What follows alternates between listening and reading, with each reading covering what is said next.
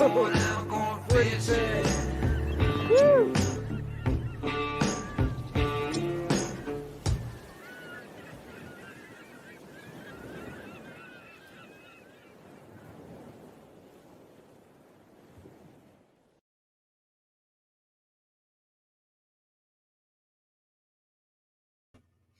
Hey everybody, Jim Sammons here, and welcome to the Kayak Fishing Show live. As always, brought to you by Ballast Point Brewing Company. And all these Tuesday episodes are brought to you by our good friend Patrick Sabile and a band of angler lures. For anybody who's new to the show, of course, you can watch us on Facebook, on the Kayak Fishing Show page, on the Kayak Fishing Show group, and where we highly recommend you watching us is over at Kayak Fishing Tales, our YouTube channel.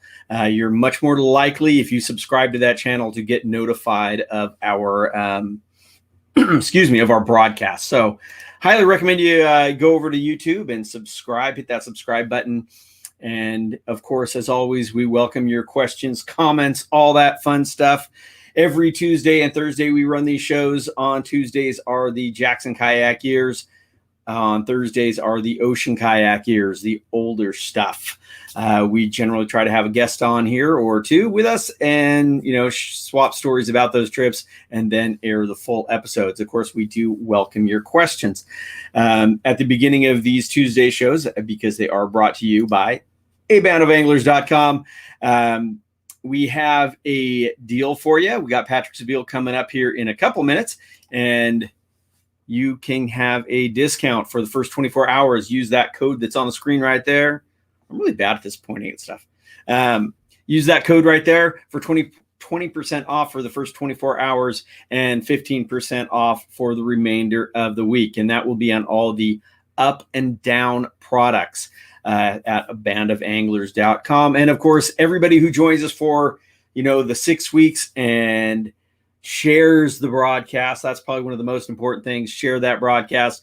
You see that deal scrolling across the very bottom. You are eligible to win a $150 hand-picked selection of lures, specially for you, for the area you fish, for what you're interested in. So you have a chance to win that $150 assortment of lures hand-picked by our good friend, Patrick Sabile. Patrick, how are you, man? Hey, I'm doing good. You see, I keep growing that COVID-19 beard. Mine's longer, I think. Yeah, I guess. Yeah, I have more coverage, but you do by the length. I got the COVID hair. My hair's longer than it's been in years. I got the COVID beard, and I got the COVID belly. So everything is growing. So everything, everywhere. So, Patrick, this week, you are going to show us, I'm going to get this off the screen really quick. There we go. The up and down line of lures. And I can pop that onto the screen really quick. And this is at a band of anglers. Whoops, that's the wrong one. Where'd it go? There it is. Abandofanglers.com. So abandofanglers.com, it has all the listings of all the lures.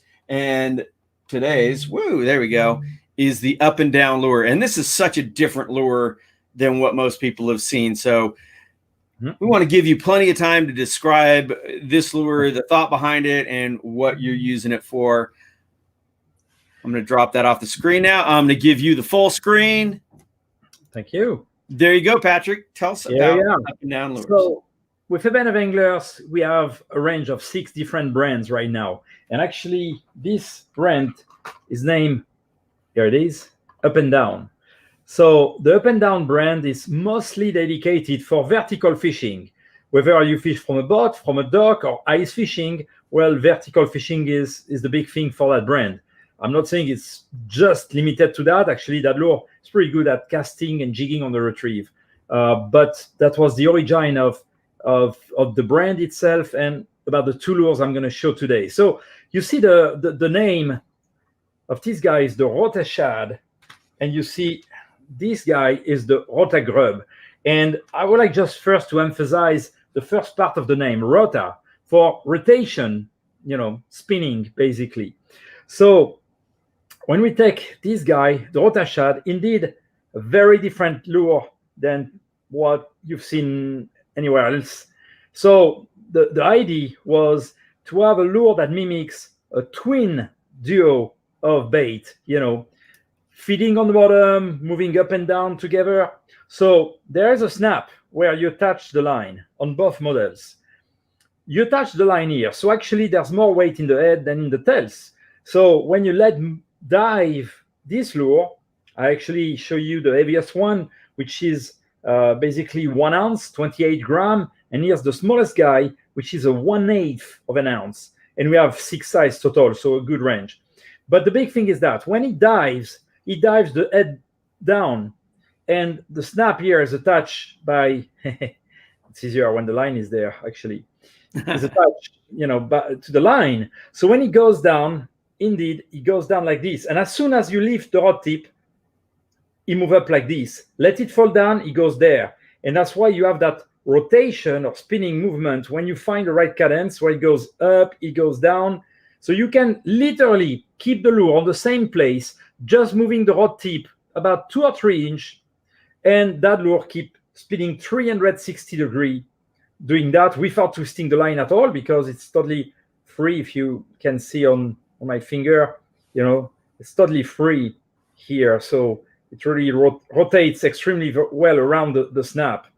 So one thing some of you may recognize is basically the fact that you have like a V shape where the hook points are inside. So it may recall you one thing, and that thing is spinner baits. Spinner baits have actually, their jig head and the hook, which is protected by the wire in the front. Well, here it's a bit the same thing. So that's why not only that's a lure that casts very well, that dive, depend the weight, of course, but relatively fast, no matter what weight it is, because it's all made of metal, very little drag from the tails here. But if you have some lily pads, if you have branches, if you have rocks, oysters, you're much, much less likely to snag than if it was just a jig head and one hook, because the 2 hook points are very, very well protected right here. As you can see, when I put my hand behind, you can see, I think, much better what I'm trying to show you. So that's why it dives very well. So if you want to fish along from a boat or from the shore itself, if you're on the docks and you have spotted bass, in San Diego Bay, for example, and you just want to work that bait gently, you'll be able to catch a wide range of fish, spotted bass and many others. In the lake where I live in Fort Pierce, I have bass, I have crappies. I can catch them vertically. When I fish into the lily pads, it goes super well. I can fish a full day and snag only 2 or 3 times the entire day. So it's really very, very, very snagless. The hooking ratio is pretty good. Now, one detail to highlight, typically a long sweep is more efficient to set the hook properly than if you have just a quick jerk with the rod tip. So just you feel the bite, just pull, and very likely it does the job like this very well. One cool thing too, if you cast and retrieve, and you have a steady retrieve, and I have not done myself, but I believe trolling will be the same. Well, because the hook have a little bit of an angle from each other, little bit, that was to help to increase the hooking ratio and to help to, in fact, de-hook the fish more properly. Because on my first prototypes, the 2 hook points were facing each other, and when a fish was hooked, when I was removing the first hook, the second one will the fish. Then I will remove the second one and I will hook again. So finally, the solution was to put 15-degree angle one side, 50-degree angle on the other side. So it's super efficient. You hook the fish very well. But thanks to that, when you troll or when you have a steady retrieve, you have a slow spinning motion. So that adds movement. But one thing I love is really casting. It casts super, super well. And then I retrieve and I make some twitches. I make jigging action. Sometimes I let fall to the bottom, touch, hit the bottom, pull, and work again. So a lot of action. And if some of you, I know most of the people who watch this TV show are kayak addicts, but maybe some of you also live in a place where right now you have 2, 3, 4 feet, of ice, and you do practice ice fishing. Fantastic bait for ice fishing. So a lot of range. Not just for the teeny fish. Sometimes good-sized fish are feeding on small prey, so that's pretty great. Again, a range of 6 weights from 1/8 to 1 ounce. So a good range. We have, I think, 8 colors. So like here, a fire tiger. We have a bluegill right here. It's quite beautiful, most detailed. We have a greenback right here. We have a pink and glow belly, a black shiner. We have a perch, a northern yellow perch right here with a red tail. We have a bunker, if you want more of a golden color. And one that I especially like is the all chrome. Very, very flashy. Very, very flashy. So a very wide range of use for this guy. Now, this one, because it's all made of metal, die fast, move fast if you want to put it fast. And if you just want to have those gentle little 2-inch twitches or jig action, again, it goes up and down and makes a 360-degree turn. That's very good. That's very unique. It's a totally unique type of action. Now, here's the other lure from that same up and down brand. And this guy is the Rota Grub. So the Rota Grub, you have the same principle where you have, in fact, a twin jig head, which are attached by the middle, as you can see.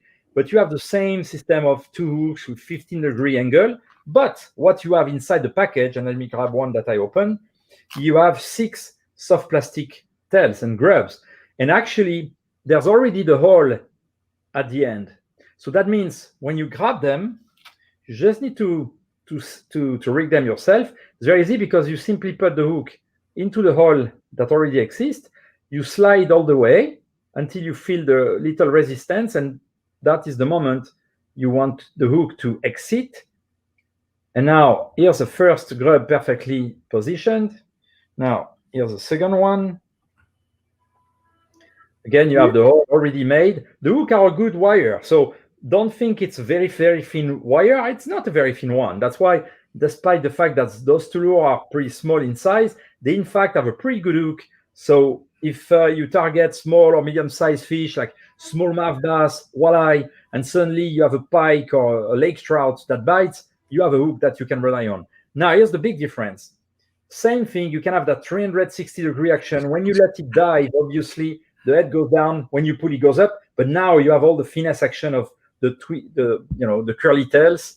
And that's why between that Rota shad, that Rota grub, sorry, and that Rota shad, we have a very unique type of action, very snagless. You can fish, again, into lily pads, branch, stumps, rocks with little, I'm not saying zero, but little risk of snagging. It deflects very well from the snag. The fish are very attracted because it's not one prey, but 2 prey, moving together. And you have one that's more of a faster moving, which is a Rota shad right here. And you have the slowest moving, the soft plastic tails, which is a Rota grub. Thank you very much, Jim. Thank you very much to let me share with your audience those baits. Well, I'm not going to let you go yet because I had a couple questions. When you put those tails on, do you like to maybe put a drop of super glue on there, keep it from sliding off? So that's a good question. You can do that, but actually, look, it all pretty well because first the hole is already molded into the soft plastic, and I have pretty good, if you can see, I'm not sure if it's very clear. Yeah, no, it's very clear.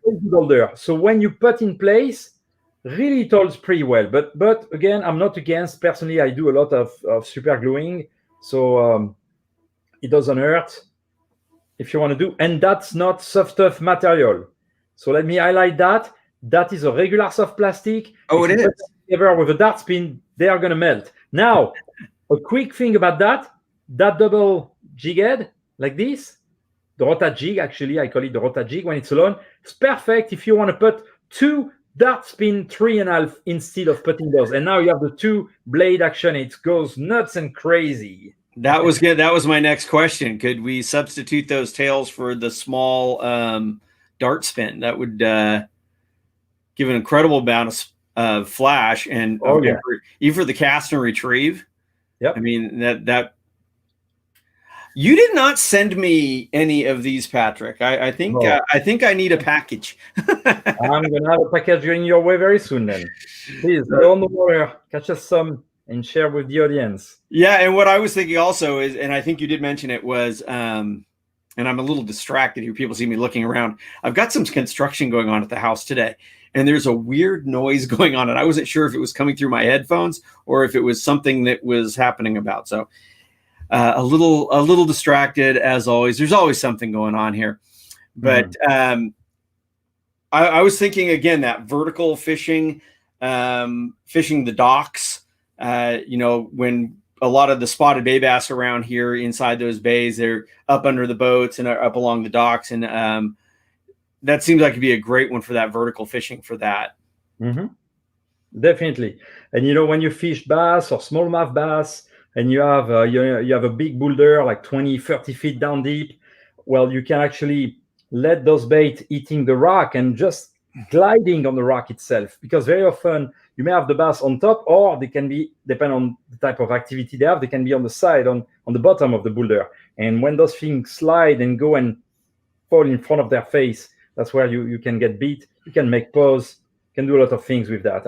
I've been catching literally lots of bass the past year and a half with my two lures right here. And we just received the first delivery. It's very recently, like mid of December. That's why very, very few people knows about them.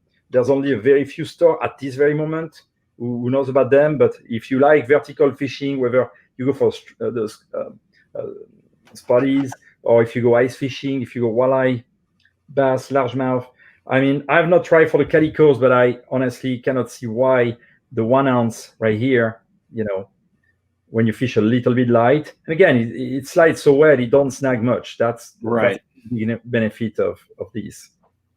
Well, that looks awesome. Like I said, I'm really looking forward to trying those out on the spotties particularly. So again, just as a reminder, folks, Patrick has offered up this discount, 20% discount for the next 24 hours. And so use that code right there. And then that other code over there for 15% off. If you don't jump on it in the first 24 hours, you get 15% off on the rest of the week. And of course, as I mentioned before, those of you who comment, question, give the thumbs up, all that fun stuff. But more importantly, share these. You are eligible for that $150 gift assortment of lures and a signed catalog from Patrick Sebile. So, Patrick, thank you as always for being here, and I will see you again next Tuesday. For sure. It's always fun talking to Patrick, or at least listening to Patrick, because he's 100 miles an hour. Did have a couple of people saying hello. Nicholas, thanks for joining us. As always, I do appreciate it. And he's always throwing up that Band of Anglers links and all that. Gene Wilson, thank you so much. Love having you in here. Dave Fowler, what weight's available? Actually, let me bring Patrick right back up really quick. Patrick, he just had a question. What weight is available in, and I'm not sure. I know there's 2 sizes in the grub and more in the other one, right? So the grub currently, because I made more size, but we decided to start with the 3/8 and also the half ounce. So 2 size with this guy. Now, when we talk about the Rota shad, we go with a quarter, and then 1/8. Then we have a quarter. Let me try to show you so at least you can see. Here's a quarter, so a teeny bit bigger, obviously. And then we have 3/8. And you see the size are written on the side. So there's a checkbox to make sure which one. And then from there we have the half ounce. After the half ounce, we go to 3/4 of an ounce. And the last one is in my hand, so I remove it from the packaging, 1 ounce. So good range from very light to, a little bit heavy, not crazy, but 1 ounce. Yeah. Well, 1 ounce, I mean, I rarely will fish over an ounce. So at least like for the bass species. God, my headphones are going crazy. Uh-oh. Everything's going nuts in here today. So thank you, Patrick, for answering that question really quick. And Gene said, thank you, Patrick. And David says jigs look great for flounder. Yeah, I mean, I can see them for flounder, for halibut. They're gonna be cool. I'm really looking forward to trying them out. Like I said, particularly for that vertical jigging around docks and that sort of thing that we do for our spotted bay bass. So the rest of this episode, of course, is the second half of our visit to.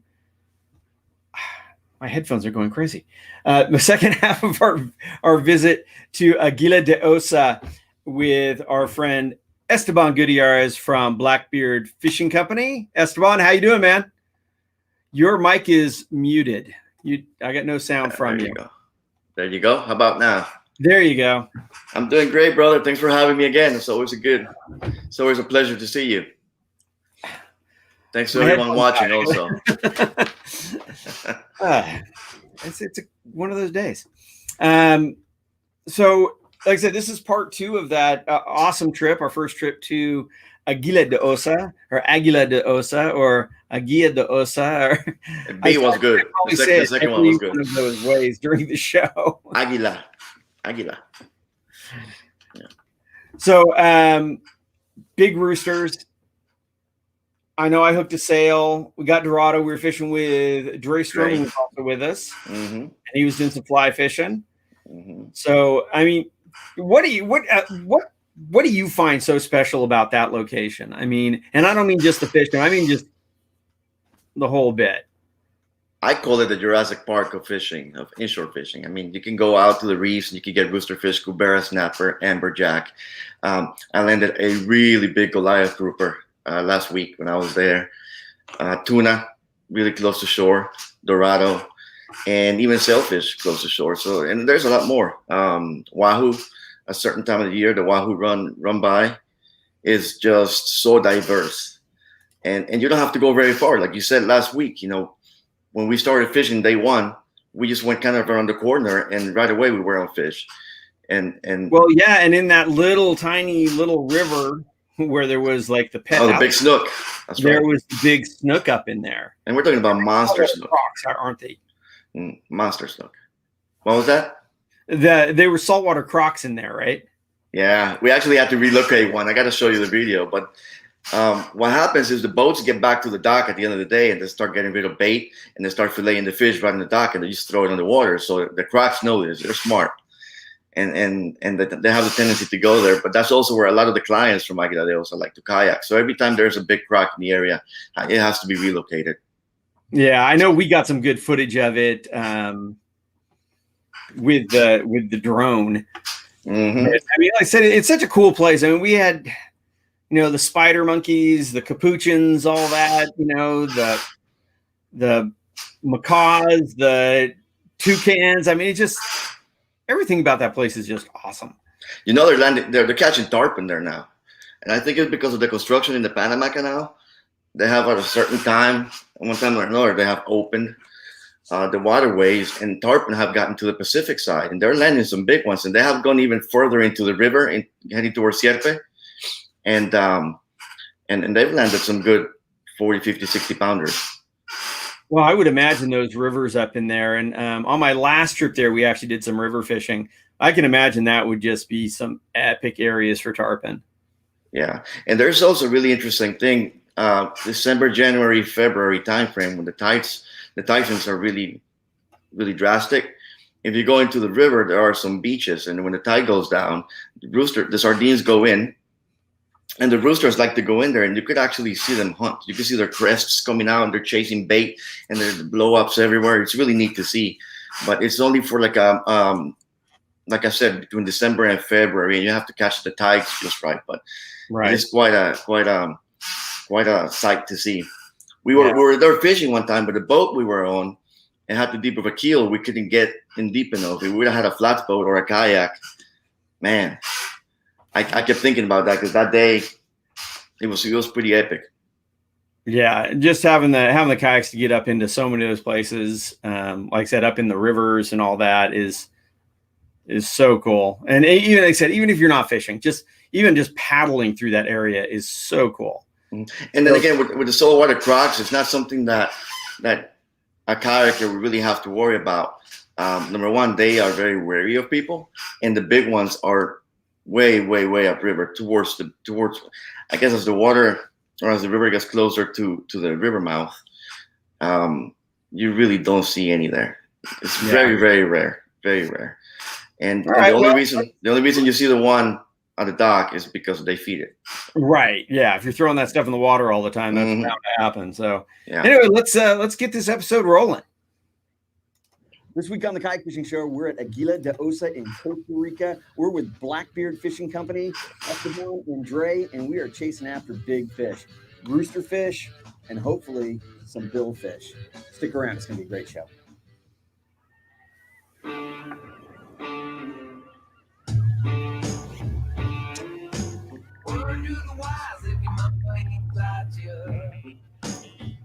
Don't stand in front of a man and fish he ain't caught yet. If the world calls me, tell him I'm fishing. I'm going fishing.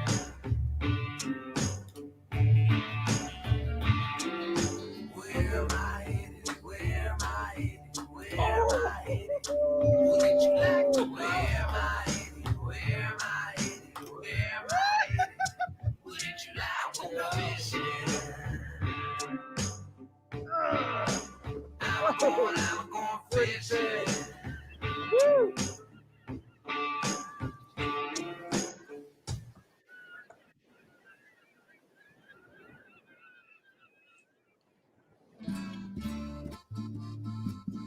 This week on Jackson Kayak's Kayak Fishing Show, we travel to the west coast of Costa Rica to fish the famed Osa Peninsula from Drakes Bay. Our home this week is Aguila De Osa, hidden in the jungles, inches from the fishing grounds.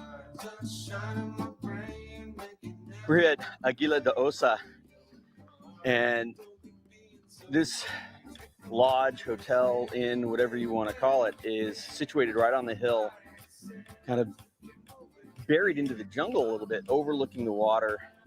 The rooms are all surrounded by beautiful plants and flowers, birds everywhere, lizards, iguanas. Just a beautiful, beautiful spot. The guys behind this adventure call themselves the Blackbeard Fishing Company. Always great guys to fish with, Esteban and Dre have made it their lives to fish the world.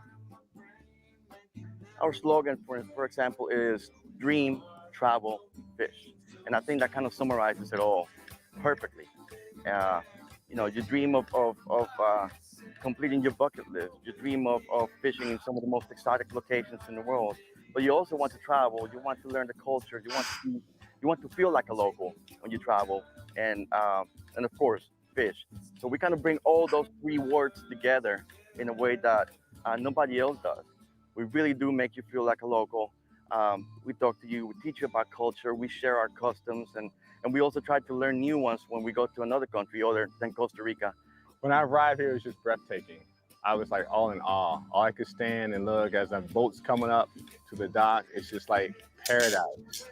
I mean, true paradise in the middle of nowhere. It's almost like Where's Waldo, and you want to be lost because this place is phenomenal. Today is the third day out on the water. The guys have pulled in a few decent fish, but Jim really wants to focus on catching some roosters. While playing in amongst the boiler rocks, Jim hears a shout as Esteban hooks into something bigger than he expected. I think the anticipation of catching fish, especially since I lost two big ones the day before, I was Pause. You have to pause it right there. Look at that face. Come on now. I forgot about that. Come on now. Esteban got really hot sitting on that kayak, so he decided that he would go for a swim with the fish that was pulling him. You're killing me. Yeah. I don't remember exactly what happened. It was like you got the fish off to the side, and rather than pulling the rod back to the boat, you were fighting it kind of away from you out this way, and just it was like slow motion. I turned and I saw it. It was like slow motion. But still landed the fish, right? I did. I sure did. No, the problem was, like I said in the narration, the video, I mean, the day before I had lost a couple really big fish and I was frustrated. And on day two, I had the drag really tight.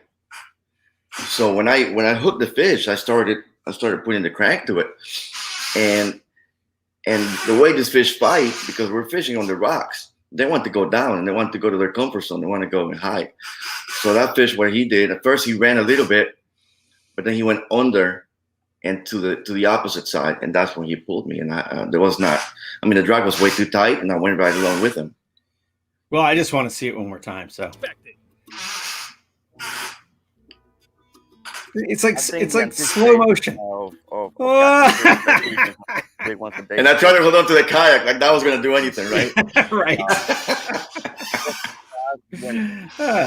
Under the Sorry. kayak, Yeah.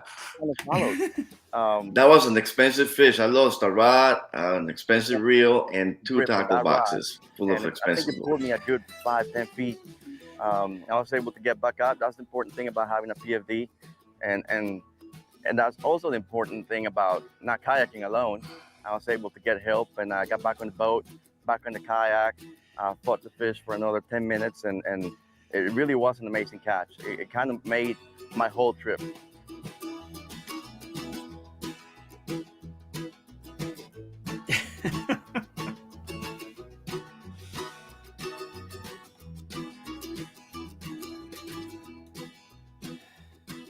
Good on him, because after going in the water, that can be a little startling and all that. So got him back in the water, or back into his kayak, and continued to fight, and was able to land just a big, beautiful rooster fish. And you see a rooster fish that big, you can see why, oh, maybe it could pull me in the water. Mm-hmm.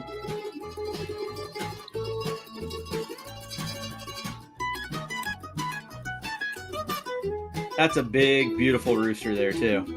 It was, yeah.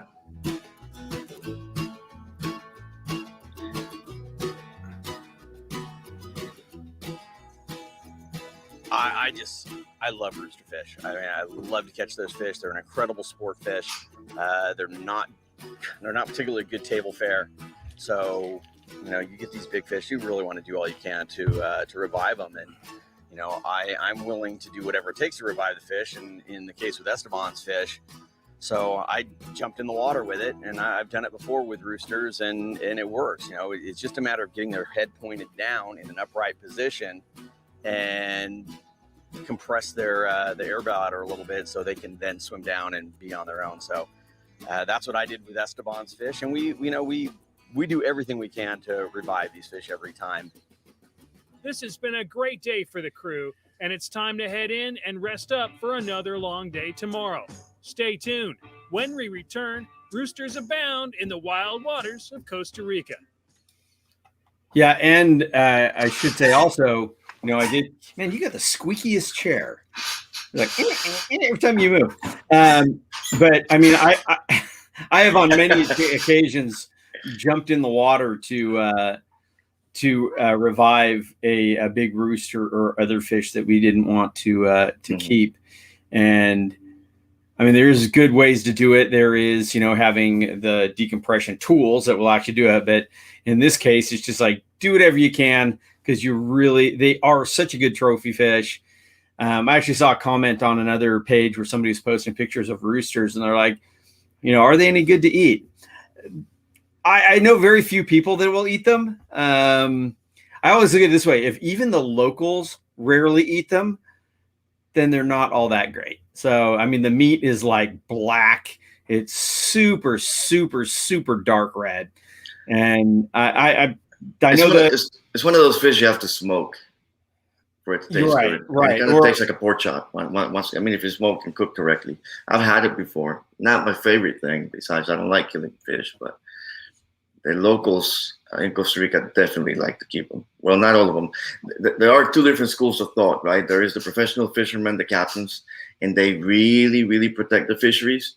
But then there's everybody else. And that's one thing that we always kind of have to fight with. And we try to educate people as we take them fishing, because sometimes they don't understand. We catch a really nice fish, and they're like, you're going to throw it back. And I'm like, yeah, we are. You know, we have to protect this reef. We have to protect this fishery. But, right. Yeah. And the fish, as we always say, the fish is more valuable alive than it is dead. Exactly. Because there is the potential of catching these fish. They are very hardy. We did mention, you know, when I've been in Mexico, a lot of times it's not as big of an issue because you're catching them shallower. mm-hmm. But because these fish were deeper, you really had to work in making sure you got them down. Because they would, you know, kind of blow up on you a little bit. Looks like there's a couple of comments or questions here. Well, there's one just saying Esteban from Tati. That's my wifey. Oh, is that okay? Yeah. She checked in. Well, isn't that Hola. nice? I'm gonna say hi to her. Hola, mi amor.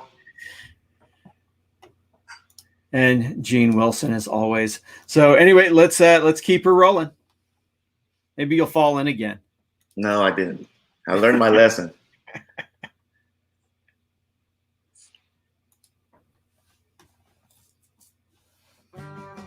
Welcome back.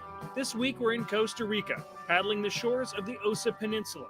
Jim, Esteban, and Dre have managed to hook a few fish already and have dialed in a pattern. They're now searching for bigger roosters. We're out here about a mile off the beach working a little high spot. Every time I get over the high spot, it's covered with bait. There's been some blow-ups. There's definitely fish around here. So I'm just using the GPS to keep myself over the spot. There's a pretty good current. So you drift through, make some casts, soak the bait, and then paddle back. It was funny because I didn't feel the bite at first. I was actually reeling in the rod to check on my bait, and I felt the tug, and I thought I was tangled on the rocks. And then the fish started peeling line. That's when I knew I was hooked up again. After the first run, he was coming up very easily, so I figured it was something small, and I was just kind of reeling it, taking my time. When he saw the boat, when he saw the kayak, he was like, "Oh boy, I don't want to get caught," and that's when he swam again, and that's when the real fight began. Good, 10 minutes later, he came up to the boat, splashed me quite a bit, which is good because I was hot.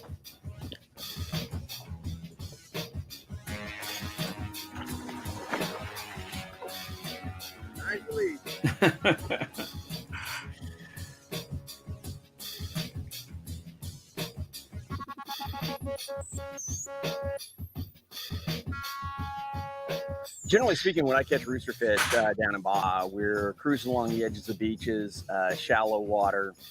The fish run away. They run out. So it's more your back is straight up, you lean back, and you just go for a sleigh ride.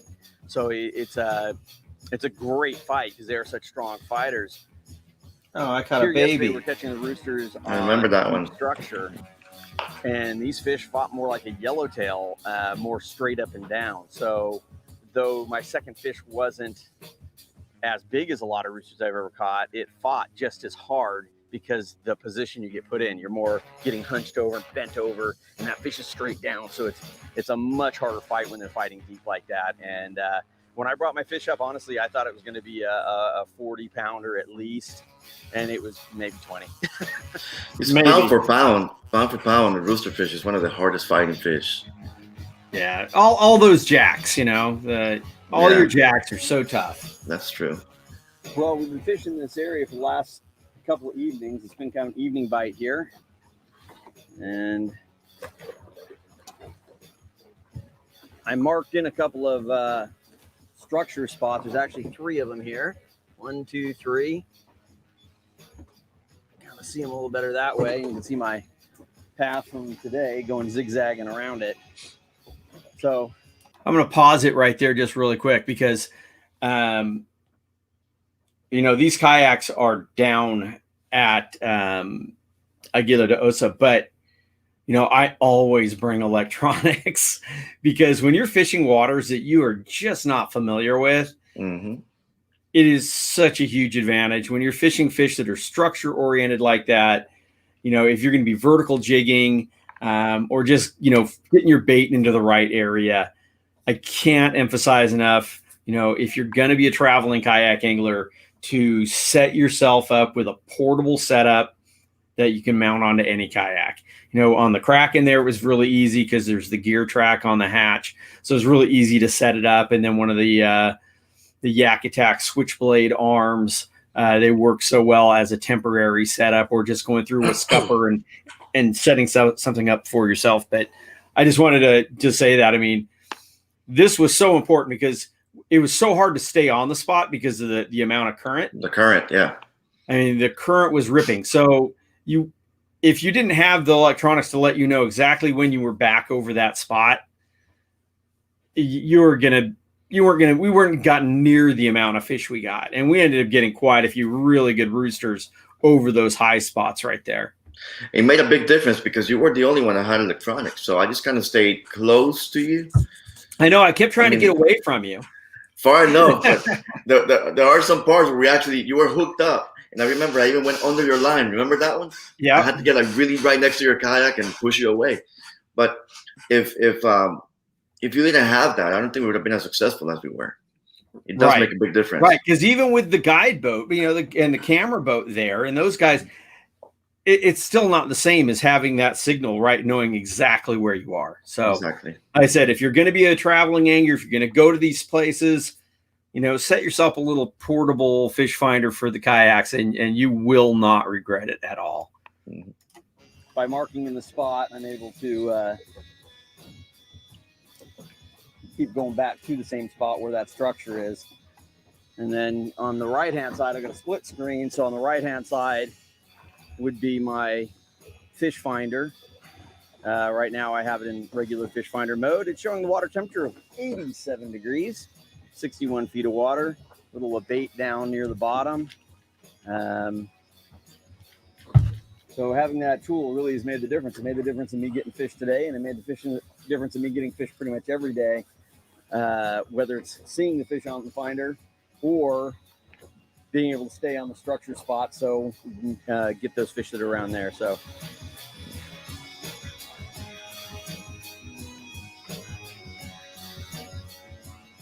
when we come back, we explore around Aguila De Osa, and Jim drops on some monster fish. That's a big rooster right there. Mm-hmm. He's a big, thick head. Yes, it was. Isn't it cool how you can pretty much tell once you fish a place long enough, you could kind of guess what fish you have hooked up on the line before you see it. They're all quite different. Oh, for sure. And again, when you get those jacks that do like to run down on you when you get to that deeper water, and then how a tuna fight's different. They all fight different, and they're all so fun. Eric P is watching at Kayak Fishing Tales. I appreciate that. Again, watching anybody who is new to this, watching on our YouTube channel, Kayak Fishing Tales, and subscribe. Hit that subscribe button because you're much more likely to get notified. And please, everyone bring the questions here. It just makes for a little bit more entertaining show. But actually, Eric, I dropped it. How many setups do you take? Well, I probably take more than I ever need. I can't go on a trip without bringing like 8 setups. But I'll tell you one thing. I mean, gear towards what you think you're going to be fishing for. So have your normal, heavy setups. But no matter where I go, I always bring a fly rod, and I always bring like a bass rod, a lightweight bass rod. Because if those big fish aren't cooperating and you just want to do something and have some fun, bring a lightweight rod that you can throw some lighter stuff that's going to make those jacks, the smaller jacks, or, the fish around the reefs, you can have a blast. So, but I always bring a trolling setup, a live bait setup, a vertical jigging setup, a throwing setup, so you're going to find me with at least 4 rods on my kayak most of the time. Yeah. But like I said, I'm always, because I don't want to be down at a destination and have something go wrong. Or, I've had rods get broken by TSA when I travel and such. So most of the time I bring like 8 setups with me on a trip. For this destination, you definitely need the vertical jigging rod. You need one setup for live bait, and then another one for lures. So I would say 3. Those are your 3 main setups that you need here. 4? What's the 4th one? Just because. Oh, just in case your kayak flips and you lose one, right? Right. Exactly. Yep. I forgot that point. Yeah, I did lose a rod. In the past, he's struggled to catch big roosters here, but this time he's brought new guides, better equipment, and a custom-designed kayak. Oh, yes, the Kraken. the boats we brought down here for this trip at Costa Rica was the Jackson Kayak Kraken. The reason it's such a good boat for the type of fishing we're doing, doing a lot of trolling, putting in a lot of miles, heavy current. So just an exceptional paddling fishing boat that is already rigged, ready to go. It's got the crate on it, the tackle boxes. So you put that thing in the water and you are ready to fish.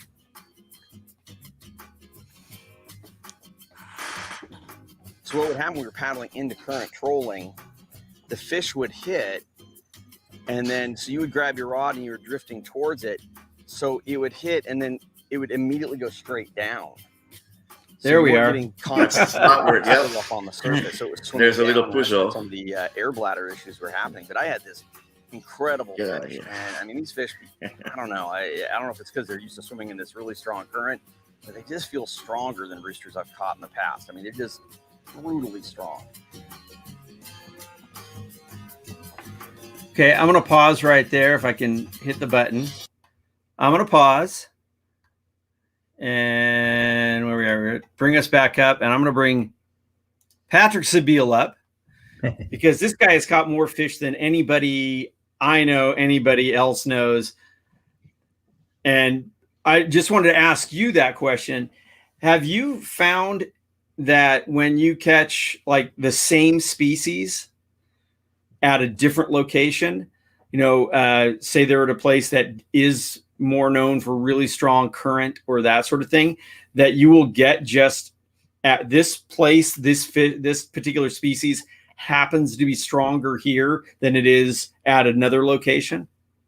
So yes, I've experienced that, but personally, and I'm not saying I'm absolutely sure of what I'm about to say, but I think it's more the fish itself having the pressure of the water on its body than the fish to be truly stronger, because actually the fish are incredibly streamlined and they can swim with very little effort through the currents, and that's the way they are designed. Over the years, the body shape, the way the turbulence goes around, the slime or the scales. So I think it's more about that than actually having a fish that is truly more muscular. No, that totally makes sense, and that's what my other thought was. It was one or the other. Either the fish are stronger from always swimming in really strong current, or the fact that you are also fighting the current. Yeah, it's the fish gains an advantage because it turns itself sideways or whatever, and then you are fighting that current, and it makes it seem that much stronger. Current and also how deep it is. Right. I mean, have you noticed the difference on a rooster caught on the surface compared to a rooster caught down in a reef? Oh yeah. And that's why some fish are very well known to be super strong fighter, when in fact it's not exactly that. It's their body shape have some specific feature that grabs more the water. That means that have more pressure from the current. One very simple example for those of you who have the chance to catch as well blue and black marlin. Black marlin is very well known to be a stronger fish, but in fact, I don't exactly think that they are stronger. The big difference is that the blue marlin have his pelvic fin that he can bend back, along his body. When the black one doesn't bend them, right? Exactly, like the swordfish. So that gives a lot of grab of the water all the time, like a shark. The fins. The fins of shark also grab a lot of water, and that gives the impression, the fish is stronger. But in fact, it's not exactly that. It's really you have more grab into the water, and that's why also a flat fish typically will get more. The jack, a fantastic fighter, but not just because they fight, but because also they know how to use their body to grab into the water and to oppose against us. And actually, a rooster fish is the same. When a cubera snapper is not so flat, the cubera, you can feel really the power of the fish. When the jack, that mix of power, indeed they have power, but also they know how to use their body to go in the water. And actually, I've just witnessed maybe 10 minutes ago, someone who felt what happened when a big rooster fish find a way to go into the current. I wonder who that is. I don't know about that. We've all been there. We've all been there. So yeah. All right. Well, thank you, Patrick. And let's keep this episode rolling. How come we're no longer in the full screen?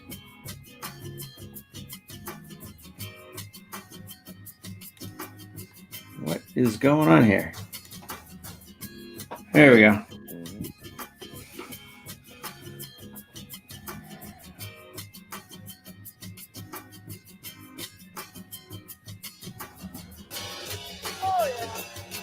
That's a big one, dude.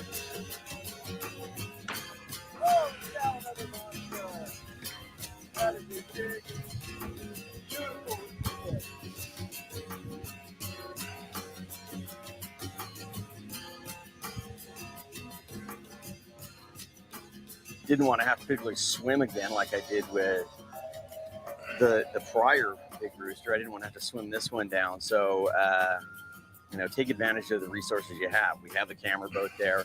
I had this fish on a boga, so they could hang on to the boga and drag the fish in the water and spend more time reviving it and moving forward, which is just a little bit hard. I tell you, a rooster that size kicks your butt. Big, beautiful. It's a shoulder workout, isn't it? One of my biggest ever.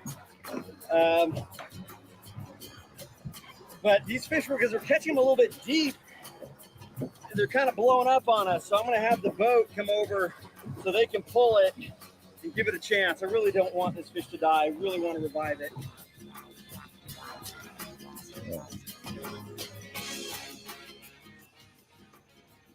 Yeah, I said, if you love the fish, like I said, I got no problem eating fish, but there's certain fish that I really care for, that you really want to spend the time to make sure.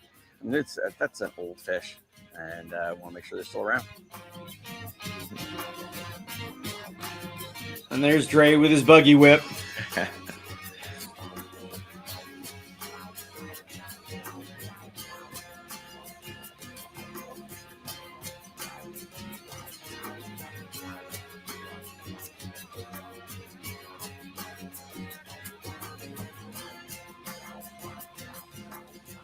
As another day of battling fish comes to a close, we head in, and Jim takes the time to really explore around the incredible Aguila De Osa Lodge.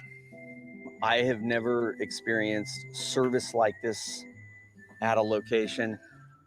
Particularly, it was service with a smile that felt really genuine. The employees, everybody knows your name. I mean, you come in and they know your name, but nothing feels forced. It's straight up from Brad, who's the owner, who meets everybody here down through every employee. I mean, they want to know your name, but they want you to know their name as well. And the personalities, the smiles, them asking about how our fishing was, and with genuine interest. For all those that want to come down to the tropics, everybody wants that air conditioning, but I can't put the air conditioning because I want to wake up with the birds, the animals, the sounds. So for me, it's just a nature lodge. I have 13 rooms, 9 standard rooms, and a junior suite and a suite. And for me, it's big enough, and it's a fun place to hang out. You have to admit, being a professional angler has its perks, but it's not all fun and games. When we come back, the guys have one more day to put their weary backs to the test. One more day to land a big fish in Costa Rica.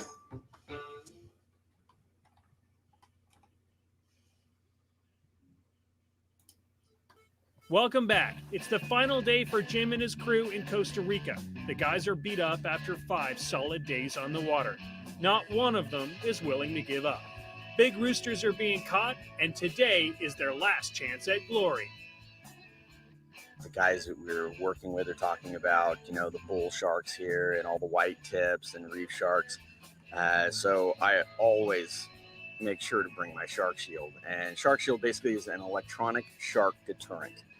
It works on the ampullae of Lorenzini on a shark, which is the sensors on a shark's nose. Sends out an electrical pulse. Sharks don't like it. So it's not a fear of sharks I have. It's not wanting to lose my catch to the shark. And, when you start bringing a big fish up onto your boat, you're in fairly close quarters. I mean, you got that fish in the water right next to you. You might have your foot in the water, whatever. So what I do is when we've got these fish on, I've got the Shark Shield on the side of my kayak with it going down through my scupper hole. So when I've got a big fish and I'm going to be, I don't turn it on the whole time. But when I've hooked a fish, I'll turn it on so I know I've got this barrier safety zone, if you will, around my kayak during that landing process, because there are some big bull sharks and other things. Wish it worked with gators, because there's a lot of gator taking. Didn't we catch a white tip shark on this trip? I don't remember, but I think Dre did. It was Dre that caught one. Oh! Maybe that's the one.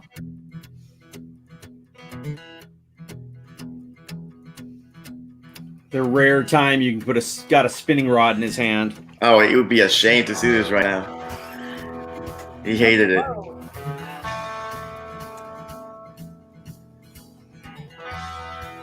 There it is, white tip shark. Well, there you go. Mm-hmm. He's like, I'm not touching that thing. White tip shark. Trying to release this shark. Woo! Before he releases me.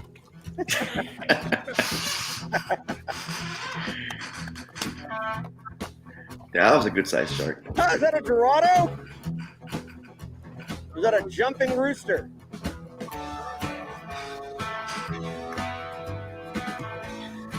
See how I learned the lesson, Jim? I was starting with the fish this time. Yeah. Yeah, we just hooked up to a rooster. Got another rooster fish in the line. Not as big, but he is a fighter.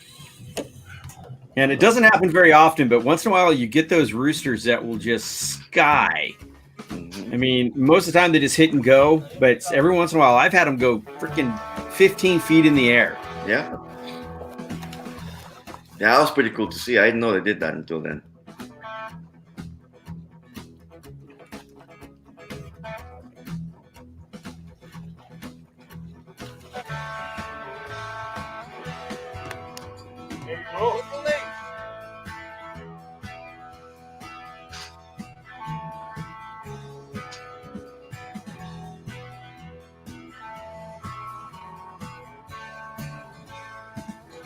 Little Jack. Mm-hmm.